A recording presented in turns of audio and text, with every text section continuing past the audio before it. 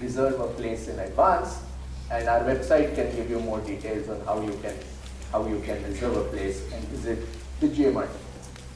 So I welcome all of you to go and visit our telescope whenever you get the chance. But today's talk is not about radio telescopes. It's about a completely different kind of object, comets. Okay.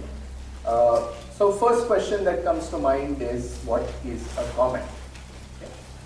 When I was growing up, when I was your age, in 1985-86, a bright comet appeared in the.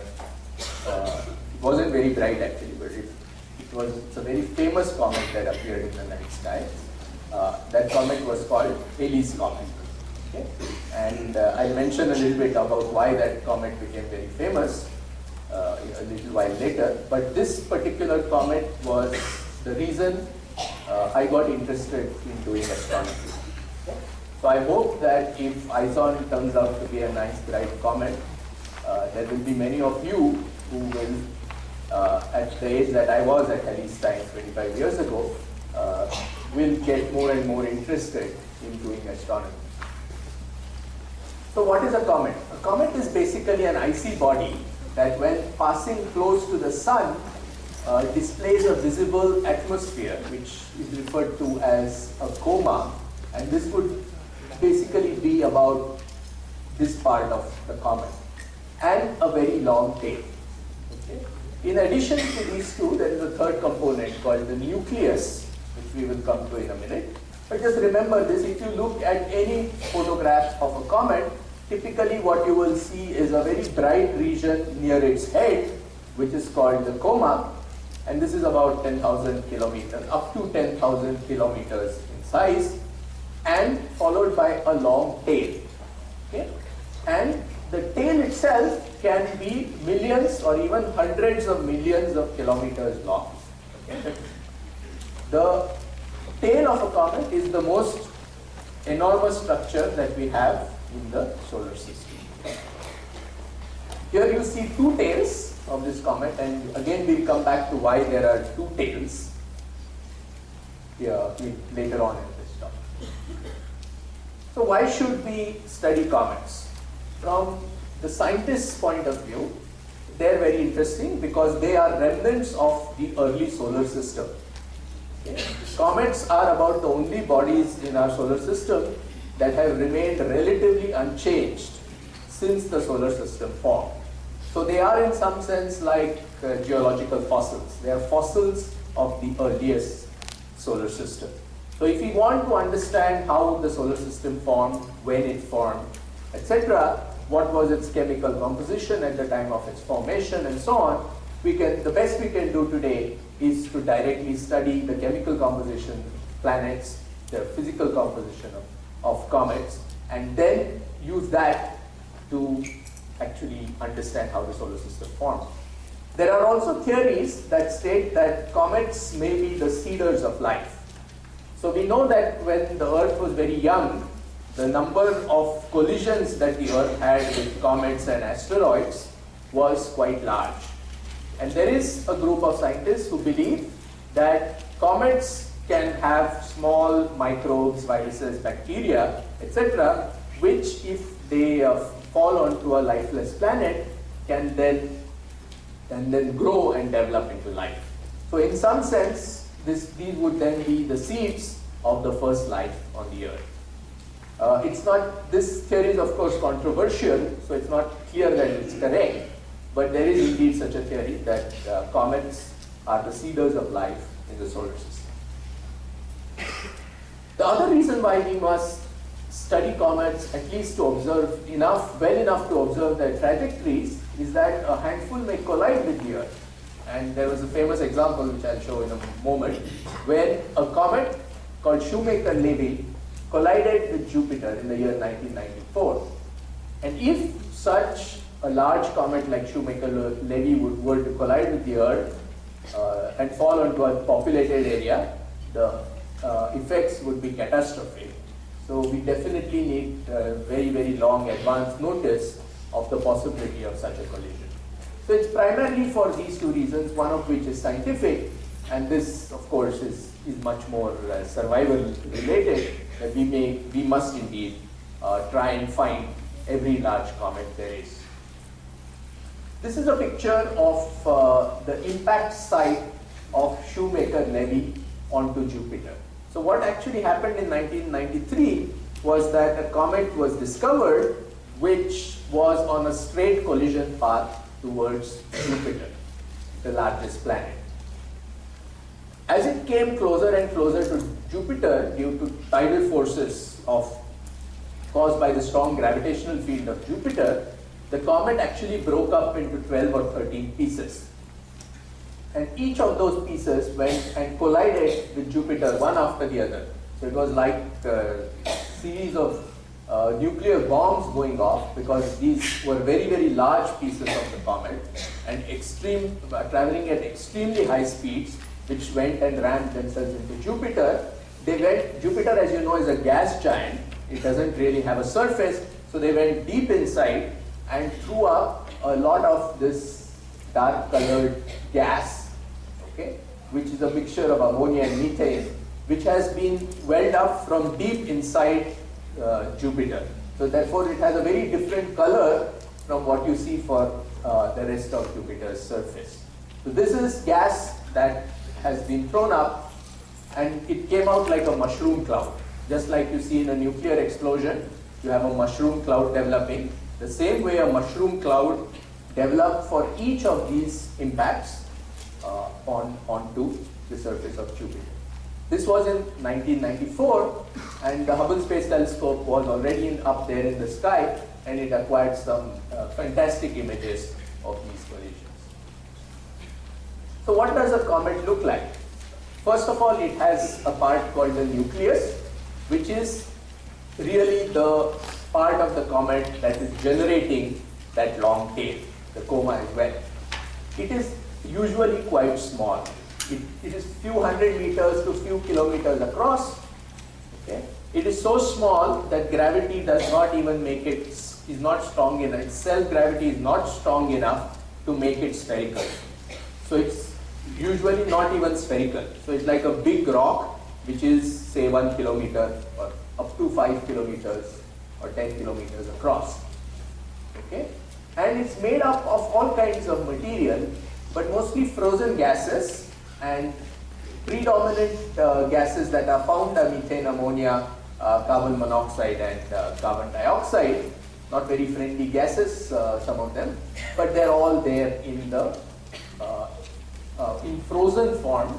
It's so cold in the outer parts of the solar system that when the comet is coming in, it's so cold that even these gases are in the form of ice. So you have methane ice and ammonia ice and so on. They are little pieces of rock, okay, usually not large. So there will be like pebbles and so on, which will be embedded, and then there will be a lot of dust and a variety of other organic compounds and ice. So this particular thing is referred to as a dirty snowball. So you imagine a giant snowball which has a lot of rocks and dust mixed in with it. So it doesn't look very pristine and pure. It's a dirty snowball, and this model of comets is actually called the dirty snowball model. So here is what it would look like. Okay? So this is an image of the nucleus of a comet. So there were, from Halley's Comet onwards, there have been a number of space missions that have gone and tried to get as close to the comet as possible. There have been a few which have gone and collided with comets and so on. And they have taken fabulous pictures. I forget which one this is, but here you can clearly see this dirty snowball, which is about 2 kilometers across. And as I mentioned, it is not spherical in any sense of the word. So if you look at the nucleus, this is the typical size of the nucleus. Halley's Comet is a large comet, therefore it has a nucleus which is 15 by 8 by 8, okay, kilometers in size. But its density is very low. It is less than the density of water. So if you take this dirty snowball and put it into the Pacific Ocean, it will float. Similarly for Tempel 1, which was another comet that was closely studied by spacecraft, it is somewhat smaller in size compared to Halley's, but its density is very similar to the density of Halley's comet. So just like the nucleus of Halley's comet will float on water, Tempel 1's nucleus will also float on water. This is a picture of the nucleus of that particular comet. Compare that with the size of the Earth. Okay? This is the diameter of the Earth in kilometers, and this is its density, which is approximately 10 times higher than the density of this comet nucleus. But if you think this is less dense, I mean the coma and the tail of course are much less dense than this. The second most important thing which I mentioned in the first slide is the coma, which is a surrounding cloud of dust and vaporized gas. Now this coma does not form when the comet is far away. When the comet is very far away from the sun, it's so cold that everything is just frozen into that ice ball, dirty snowball, and nothing happens, nothing changes. But as it comes closer and closer to the sun, it begins to get heated up. And as it gets heated up, it begins to melt. And some of these frozen gases then start converting. Many of them, very often the heating happens so fast that there is sublimation happening of the frozen gases. So they go directly from the solid state to the gaseous state. So that's why gaseous state gas. And coma can be quite large. It can be about 10,000 kilometers in diameter. Then there is something called a dust tail, which is composed of dust particles, ices. It reflects solar light very well and appears white in color usually. And then there is what is called the ion tail. So these gases get ionized, and when they get ionized, they are electrically charged. And electrically charged particles are affected by the magnetic field. There is a magnetic field that percolates throughout the solar system, which originates from the sun. Now, because of the direction of the magnetic field is such that it always aligns in a direction pointing away from the sun. So the ion tail will always be pointing away from the sun. Moreover, it contains mostly carbon monoxide ions, and these scatter blue light better. Thus, the ion tail often appears blue. For the same reason that the sky appears blue to us in color, the ion tail, which you see here, appears blue, and this is the dust tail, which appears white. Thousands of comets are known. This is the latest number, 4,000. So there is a website which catalogs every new comet discovery, and about 4,900 known comets have been reported so far, and the number is continuously increasing. So how does the tail develop, and what is the length and direction of cometary tails?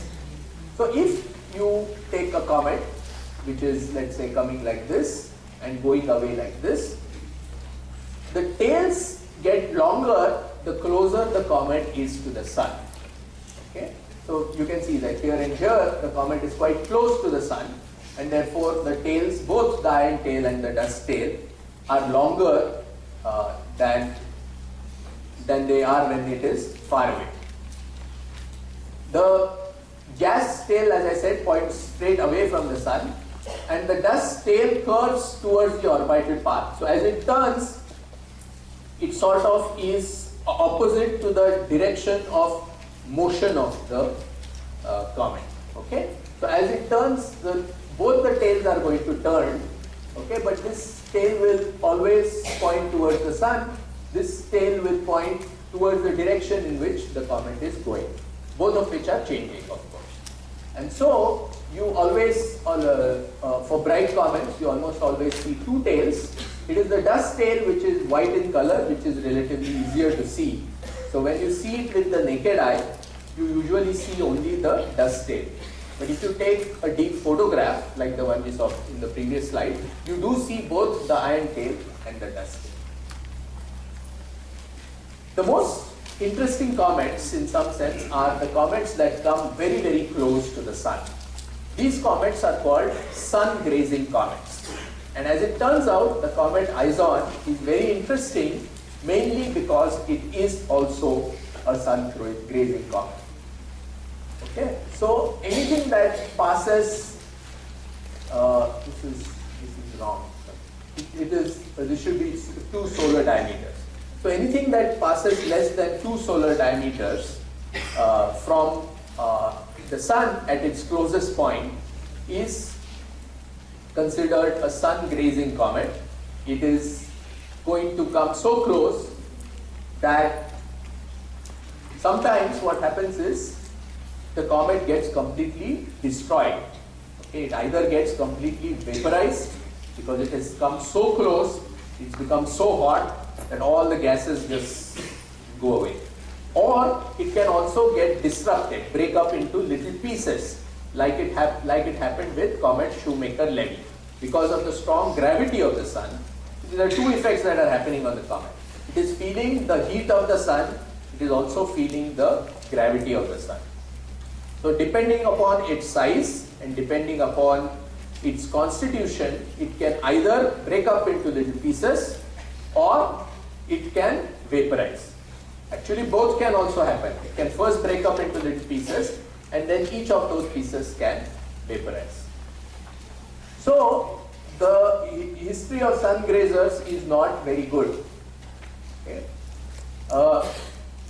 They come so close to the sun that they actually pass through the solar corona, which is an envelope of hot gas that surrounds the sun.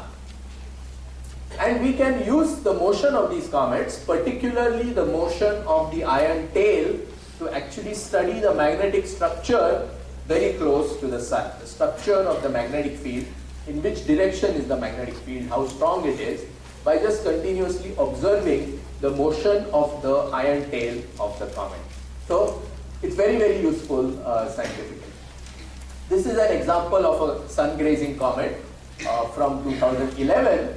This is a picture that was taken by a satellite that observes the sun continuously. And you can see that this comet Lovejoy, observed on 15 December, is seen here.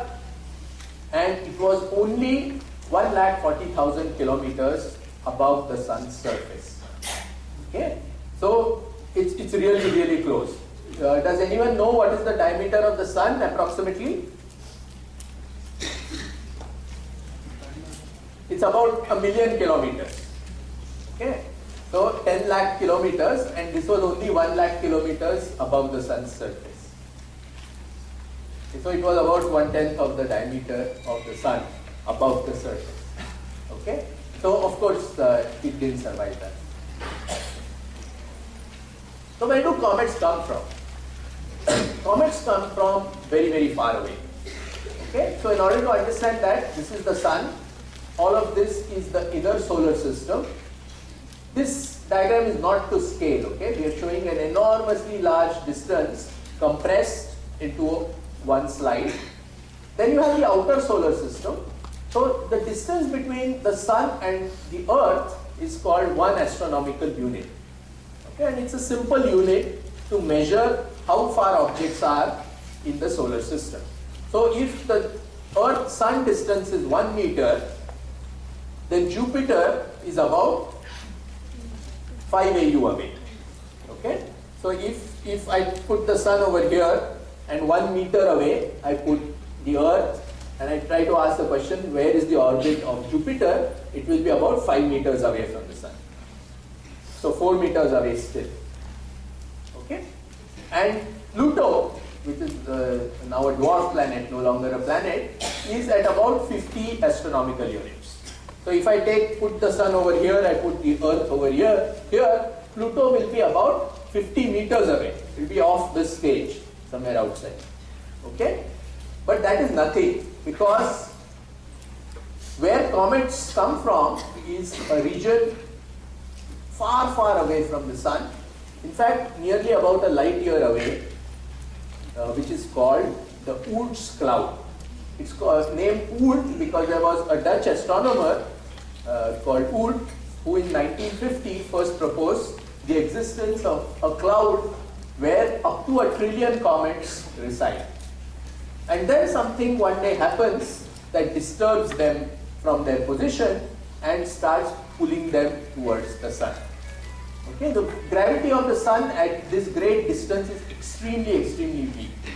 So, even as the comet starts traveling towards the sun, it feels very, very weak gravity. So it gets accelerated very, very, very slowly. Okay? And it takes really long time, typically about 10,000 years, for it to travel from here to here, say up to Jupiter. Once it comes up to Jupiter, then the gravity of course is now much stronger and it gets pulled in faster and faster and goes around the sun and goes back. There are comets like Halley's Comet which don't actually come from the Oort cloud, or if they have come originally, now they have been locked into an elliptical orbit that takes them beyond the orbit of Pluto but not much beyond. And they keep on going around the sun in a period, in the case of Halley's Comet, of 76 years. Every 76 years it comes back. But a comet like ISON is actually coming from the Oort's cloud. It's coming to the sun for the first time. And if it gets disrupted and destroyed, which is a good chance since it's sungrazing, that will be its only single visit to the solar system. So not only is this your only chance to see the comet, this is the comet's only chance to come close to the sun. Okay. So this is this sphere, okay? Remember, this Oort's cloud is not in the plane of the solar system, but it surrounds it all across. So there are two parts again to the Oort cloud, the inner Oort cloud and the outer Oort cloud, both of which are very, very far away. 55,000 AU was the number. So if I have the sun here and I have the earth here, we said Pluto was about 50 meters away. How far is the Oort cloud? 550 kilometers. No, 55 kilometers.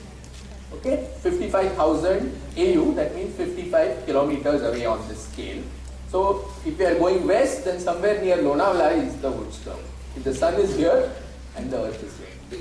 Okay, so imagine the distance. And for 10,000 years, this particular comet has been traveling. So now ISON. Okay, I'll tell you a bit about ISON. I will also tell you a bit about what its trajectory is like. I will tell you a bit about how to see it and what we might see. And then I will end and take questions, because I'm sure there will be a lot more questions about things that I have not talked about. It's called ISON because it was discovered by the International Scientific Optical Network, which is a network of research institutions, mainly in the former USSR, which means Russia, Belarus, Ukraine, and so on, where they have formed a network to discover objects such as comets and asteroids. It was discovered by two people, two scientists working with this ISON last September. These are the two people. The other fellow's name is not come up at this point. So these are the two gentlemen who have discovered the comet, and they discovered it not using a reasonable size telescope, not a very large telescope. And most of these telescopes are automated telescopes, so you don't have any person looking through the eyepiece all the time. They just run whenever the sky gets dark. The roof will slide aside, the telescope will start up by itself and start observing. Okay? This is the official name of the comet. C stands for comet, 2012 stands for the year it was discovered in. This is the first comet discovered in September, and therefore this is the nickname ISON. It's simpler to remember than this, and that's why we call it ISON. Originally, it was thought that ISON is very similar to the Great Comet of 1680. Okay? So in 1680, this is a painting made by a Dutch painter. So these are some people in Amsterdam who are looking at the comet. You can see some buildings over here, and you can see the comet with its tail. Okay? It was so bright, so huge that it was visible in daylight. Okay? You didn't even have to wait for it to get dark. It was so bright, it was about as bright as the full moon. It was visible in broad daylight. So for 2 or 3 months, people were able to observe this comet. It was most easily observed in the far northern hemisphere. So there are many records from Europe and so on about this comet. And it was Edmund Halley, when he saw this comet, started wondering about the recurrence possibility that these comets could be in elliptical orbits and the same comet comes back again and again. And he found out that the comet that he saw later in 1682 had been seen many times previously by different people and had been recorded in the history. And when he did that, then he made a bold theory that this is a comet which is going around in an elliptical orbit and visits the vicinity of the sun every 76 years. And he predicted that the next time it appears in the year 1758, he gave a date when it will appear. He even calculated the trajectory of the comet accurately, and he said it will be visible in this constellation near this star and so on. And when it appeared, of course, Edmund Halley was dead by that time. This particular comet came to be known as Halley's Comet. It's the brightest short period comet that we know of, and it comes back every 76 years. So if you live long enough, I'm sure all of you will get a chance to see it. It's going to appear in the year 2061. So originally it was thought that this Great Comet of 1680 was very similar to the ISON comet. Okay, but now there have been more researchers which show that it's not really that similar. Both were Sungrazing comets, that is sure. Very likely this comet this comet was not destroyed when it hit the sun, but it was in a kind of a non-closed orbit, so it will never come back again. But it still survives. This comet will go back to where it came from eventually. Okay, back to the old star. So this is the discovery image of ISON. So how are comets discovered? It's actually quite easy. You take an image of the sky and you take the image of the same part of the sky the next night. You will find that all the stars are sitting in the same position, but things like comets and asteroids have moved. Once you discover they have moved, you calculate their trajectory and go back in the past and see if you can see them in old images. And this was done with ISON, and they found it in images from 2010. So these are successive images taken about a month apart of the comet. So here is the comet, second image, third image, fourth image. So first thing you notice, of course, is moving against the star background. So there is a different set of stars that you see in each image. It seems to be also getting brighter and brighter, and it also seems that length of its tail also seems to be gradually increasing. Okay? Now the tail has been estimated. It's not very long currently. Currently it's about 1 lakh kilometers. Okay? And it was very faint when it was discovered, but it was discovered about 2 years before it will come close to the sun. Okay, this is an image taken with the Hubble Space Telescope of the nucleus of the comet the coma, and you can't actually see the nucleus of the coma of the comet and part of its tail in April this year.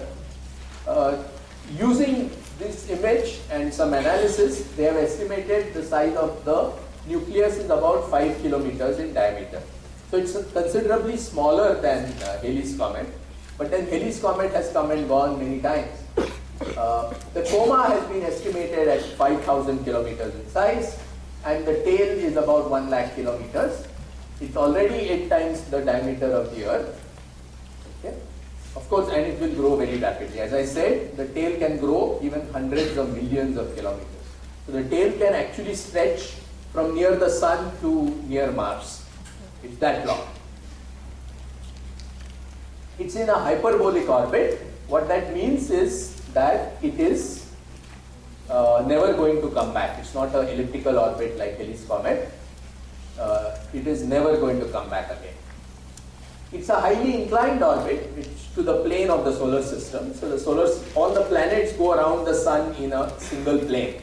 This thing is coming like this and going like that. So it is not in the plane of the solar system.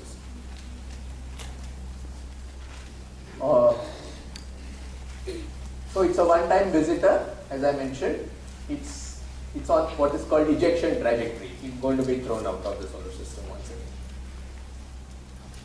So let us just do a brief recap of ISON's travel through the solar system. 10,000 years ago, it left the Oort crowd and started traveling towards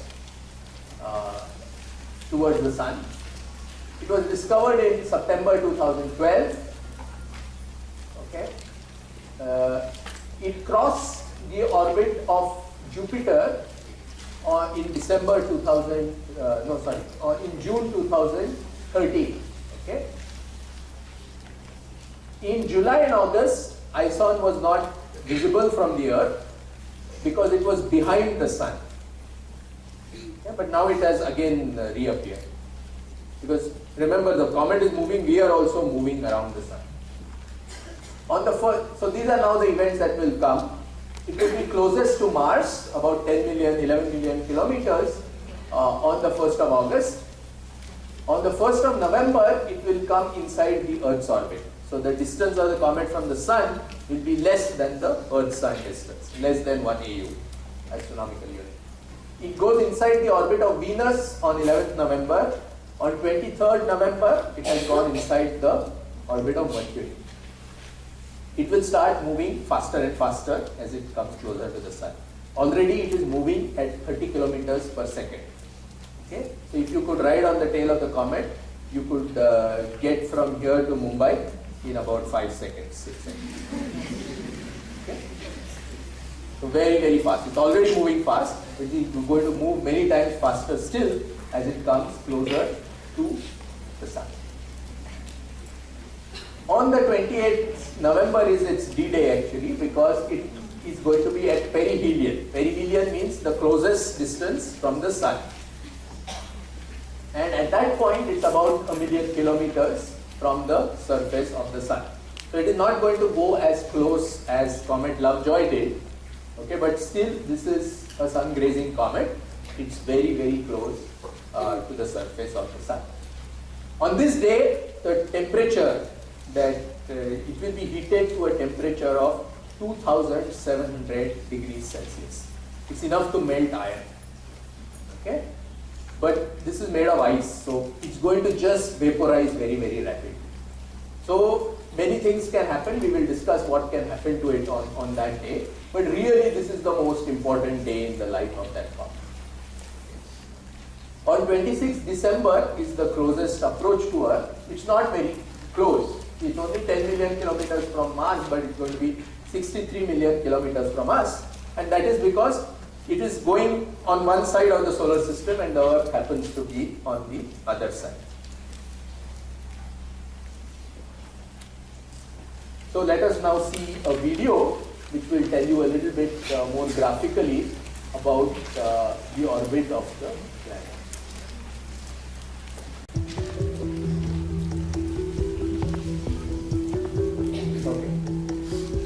See what's happening? The comet is coming in from here.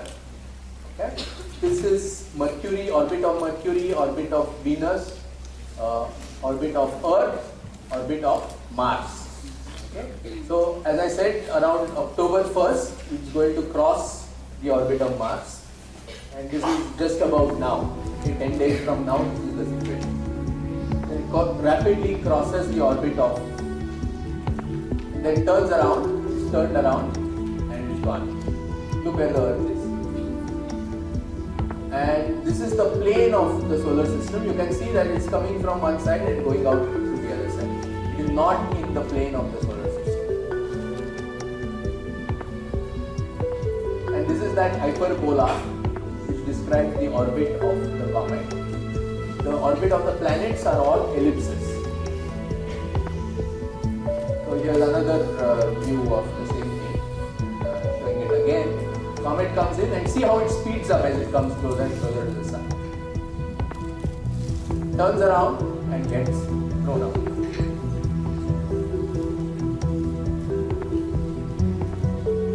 This is a view from a different angle, from a plane closer to the solar system. There comes the comet, turns around, goes back. This point is when it turns around closest to the sun, is that perihelion date at the end of November, 28th November.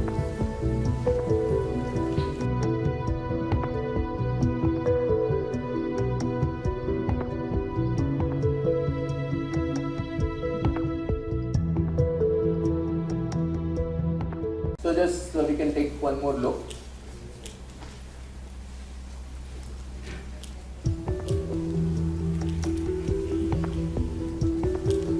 You can see Mercury is moving much faster than the Earth. Venus is moving faster than the Earth. There it goes out.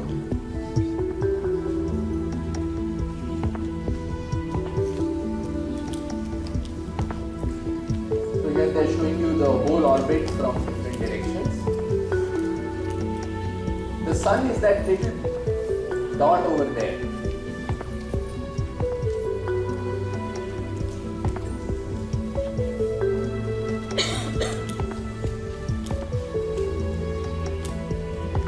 So very soon, in about 15 days, it will, just after it crosses the orbit of Mars, it will cross what is called the frost line. That is the point at which ice begins to melt. So that's when you will expect the tail to suddenly start growing very rapidly.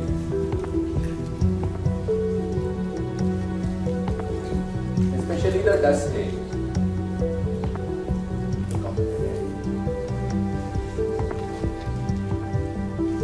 Mars in the foreground, that's quite nice. Okay.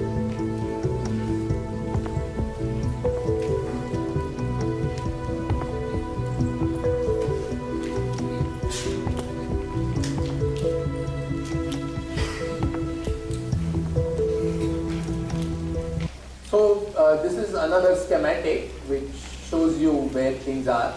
Late October it's here. Okay, and it's sort of crossing the orbit of Earth in late October, and when it does that, that's when it really should develop a very good tail. And this is 28th November. 26th December is when the Earth is somewhere here, that you have the closest approach to the Earth, and then by mid-January it will no longer be visible to the Nicola. So there is a website that you can just Google for this, Comet ISON Interactive Model, and you will get this website. It's a 3D realization. You can move things around and see how it looks in 3D. There are a lot of observations that will be done, and we don't have time to get into all the details, but there is a slew of satellites that will be used ranging from X-ray satellites like Chandra, the International Space Station, the Hubble Space Telescope which you see here, then even the rover, Mars rover Opportunity will be used to observe ISON as it passes by Mars on the way to the Sun in October. Remember we said that it's going to pass very close to Mars. So it's going to be reasonably bright in the Martian sky, and we'll be able to use the Martian rovers to actually take images of Mars. And infrared satellites like Spitzer and so on. And this is a full list of all the satellites that are all lined up to observe the comet at different points in time. So for example, Spitzer observed it in infrared in June. But if you want to observe it in X-rays, the best time is supposed to be in November. So the Chandra Space Telescope will use X-ray instruments to observe this comet in November, and so on. And these, for example, the Mars Reconnaissance Orbiter, which is orbiting Mars, as well as the rovers will use optical imagers to actually observe it on August 20th and in October 2013 and so on. So what can actually happen? Will this be the comet of the century or not? Okay. So one possibility is that it's first time entered to the inner solar system, and it's got a lot of volatile gases. They all evaporate very quickly, and it may just fragment into little pieces and just completely fizzle out. And then it won't even be visible to the naked eye. That's a possibility. That's the worst case possibility. Slightly better possibility is it gets very close to the sun and then burns. Burns means completely vaporizes. Then at least before it gets there, it will be visible as a diffuse object in the night sky, but it will fade very rapidly or completely disappear even after perihelion, after November 28. But there is the third possibility, which people have not yet given up on, is that it may indeed become the comet of the century, which means that it will survive perihelion like the great comet of 1680, and it will brighten steadily and quickly through September. It will be visible by the naked eye by mid-October. Few days before perihelion, it may become as bright as the full moon. After that, through the month of December, a long dusty tail will be seen stretching far across the night sky, like that comet of 1680, and then it will slowly fade away. So you will be able to see it in the best case through the month of December and through most of November with the naked eye. You won't be able to see it when it comes closest to the sun, of course, but that will be only for a few days. Actually, what will happen, nobody knows. Okay? And it could fall anywhere between these regimes and can have one or more facets of the above. Okay, so there could be some fragmentation, there could be some volatile gas evaporation, there could be a sudden brightening and then some fading for a few days. Anything can happen. Okay? So we don't really know. There are a number of websites, you can write down some of them here, which will give you a lot of information on the comet. This is an interesting website, isoncampaign.org. This is a website at Harvard. This is a website by an amateur astronomy group in India, in North Bengal actually. This is the website of a space telescope called Stereo, which observes the sun, which has a very long dedicated campaign to observe ISON. These couple of sites have, this particular site has very nice animations of the orbits, and I showed the video that I showed you a few minutes ago is made by this person. But most interestingly, and the reason that's in bold here, is that there is now an India-wide campaign to actually do a lot of science outreach, mostly in schools, but also to the general public, using this opportunity. The name of this campaign is called Eyes on ISON. Okay? And there is a Facebook page for that, which you can look at. And there is also a website, there is a wiki, and there are a lot of resources also. So if you people need videos, posters, etc., to put up in your school, then there is an enormous amount of material that's being put up. And we are not only writing new material, but we are also translating material into many Indian languages. So it will be available not only in English but in many other Indian languages by the middle of October. Okay, so we're still in the process, but some of the English books are already on there. There is a handbook on how to observe the comet. There is some material on the history of comets. There are a few posters, there are a few videos, and so on. So do look at this site. You will actually probably get links to all of these if you just look at this website. Okay, so I'm going to stop here, but there must be a lot of questions, so we will take as many questions as we can.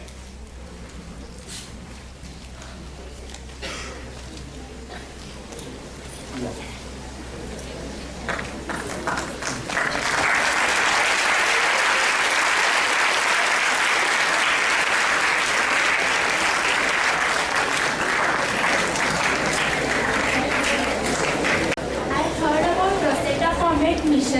Can you tell me some information about that? Which comet? Rosetta Comet mission. Oh, Rosetta Comet mission. I don't know too much about it, but there have been a number of missions that have been launched where you try and get up close to the comet as possible. And in all these missions, including Rosetta, the main goal is to get close enough for you to either image the nucleus directly or to use a spectrograph in order to get a very detailed spectrum of the comet, because that allows you to get the chemical composition of the planet, of the comet. And once you have the chemical composition of this comet, then you can make a model for how it will evolve, okay, how bright it will get. So if you know, for example, that the comet contains a lot of methane and very little ammonia, you know the temperature exactly at which methane will go from solid state to gaseous state. Okay? So you will then be able to predict on which day there will be a sudden brightening, because all the methane in that comet will suddenly vaporize. On the other hand, if you know that it contains a mixture of methane and ammonia, it's half methane, half ammonia, you can say that, okay, the methane will vaporize on this day, the ammonia will vaporize on this day, and so on. So it's very useful to do that. And you can also sort of study the history of the comet. So whether it comes, there are various families of comets, okay, some of which are tagged by their chemical composition. So you can actually get the family of the comet by looking at its chemical composition. So the idea of taking a space mission is that you can get very close. From the Earth, the comet is so far away that you can't get useful information. So this is not just this comet, but many other comets have been followed up like this. Thank you. So, how are comets basically formed? How are comets basically formed? Okay, that's not an easy question to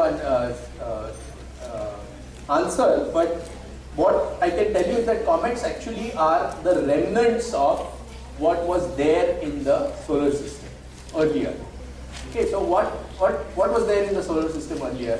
There was just it was a giant cloud of gas and dust, which formed the sun eventually. The gas all came together and formed the sun. The dust was well distributed across the solar system.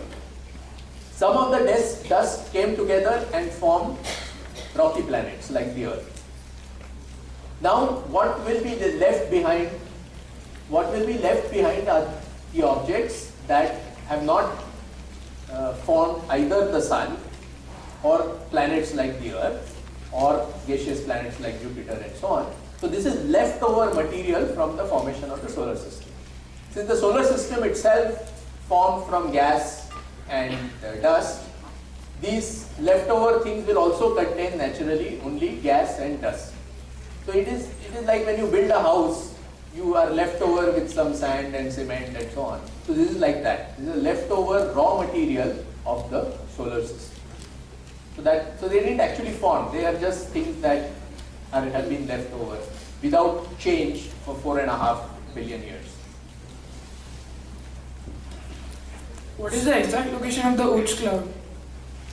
The Oort cloud is a spherical structure that surrounds the sun in all directions. See, we said the solar system, most of the planets are in one plane, but the Oort cloud is a spherical structure which is located about 50,000 astronomical units away from the sun, and it's symmetric above. If the sun is at the center, there's a giant sphere, the surface of which is the Oort cloud. Now, what does the Oort cloud contain? The Oort cloud actually contains a large number of comet nuclei of various sizes. So people have tried to estimate how many there are, and the estimate is 1 trillion. See, throughout recorded history, we have recorded less than 5,000 comets. The repository in the Oort cloud contains about 1 trillion. Okay, that's 1 with 12 zeros, 1,000 billion comets potentially. So there is an endless supply of new comets which is lying there out there in the Oort cloud. Of course, every year a few of them get pulled into close to the sun. Some of them get locked into a periodic orbit. Some of them get destroyed. Some of them just come in once and go out, never to come back again. So there are many possibilities. Sir, I have a question that I had recently read that as you have a scale for measuring the intensity of earthquake, scientists have also devised a scale to measure the intensity or effect of asteroid and comet on what they will cause on the earth. I read the scale and I found out that the final number 10, it showed that it will cause a possible climate catastrophe all over the world. So what exactly is it? So just like you have the Richter scale for earthquakes, people have come up with a scale, I don't know what it is called, for the intensity of a comet or asteroid impact. And naturally, if an impact of 10, this is a logarithmic scale. Okay, so 10 is absolute catastrophe, 9 is nearly there, 8 is okay, 7 is fine, and so on. So there have been, fortunately, the impact with large comets are very rare. We know that in 1908, asteroid/comet crashed in a remote part of Siberia and destroyed trees, the entire forest for hundreds of square kilometers. So it was a really big thing, probably about 1 kilometer across. That caused so much damage. Now, if we get hit by a class 10 kind of impact, then the impact will be so large, it will more likely be an asteroid, it will likely to be about 10 kilometers in diameter. It will crash into the earth and the impact will be so severe that there will be a lot of dust thrown up into the atmosphere and causing a climate catastrophe, because it will block the sunlight for many, many days and everything will just cold. I mean, it can start snowing over here if that happens. So those unfortunately are very rare. Okay? And now we have the technology to deflect comets also. So if we have to, then we can send a rocket and have an impact. It will slightly deflect the orbit of the comet and then it will miss. If it misses, then no problem. We'll take maybe 2 last questions. Yeah. Somebody from this side. Clearly? Yeah, then we haven't gone that side as well.